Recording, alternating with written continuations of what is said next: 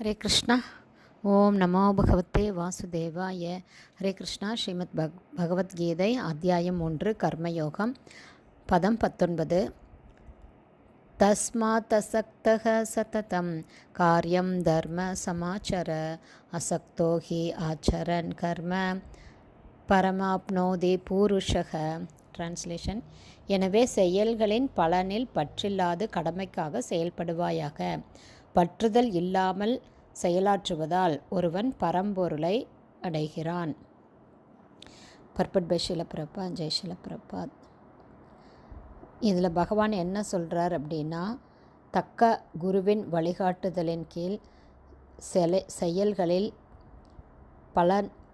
செயல்களின் பலன்களில் பற்றுதல் இல்லாமல் செயலை செய்வதால் ஒருவன் பகவானை அடைய முடியும் அப்படின்னு சொல்கிறாரு. குருக்ஷேத்திர போர்க்களத்தில் அர்ஜுனனுக்கு போர் புரிய விருப்பம் இல்லை.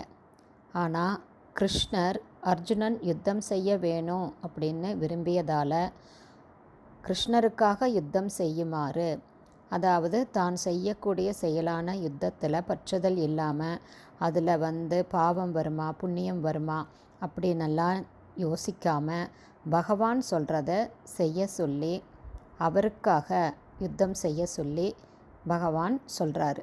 அப்போது இதுதான் இந்த ஸ்லோகத்தில் பலன்களில் பற்றுதல் இல்லாமல் செயல்படுவது அப்படிங்கிறது. நல்லவனாகவும் அஹிம்சாவாதியாகவும் இருப்பது கூட சுய பற்றுதல் அப்படின்னு சொல்கிறாங்க. ஆனால் உன்னதத்திற்காக, அதாவது அதர்மத்தை அழிப்பதற்காக, தீயவரை வதம் செய்வதற்காக யுத்தம் செய்வது, மேலும் பகவானுடைய விருப்பப்படி ஆணைப்படி பலனில் பற்றுதல் இல்லாமல் யுத்தம் செய்வது இங்கே பகவான் சொல்கிறாரு. அந்த மாதிரி செயலில் பற்றுதல் இல்லாமல் ஒருவன் செயலை செய்யும்போது, எல்லா செயலையும் பகவானுக்காக செய்யும்போது பகவானுடைய உயர்ந்த இடமான ஆன்மீக லோகத்தை அடைய முடியும். பகவான் கிருஷ்ணரால் சிபாரிசு செய்யக்கூடிய உயர்நிலை செயலின் பக்குவமான நிலை இதுதான்.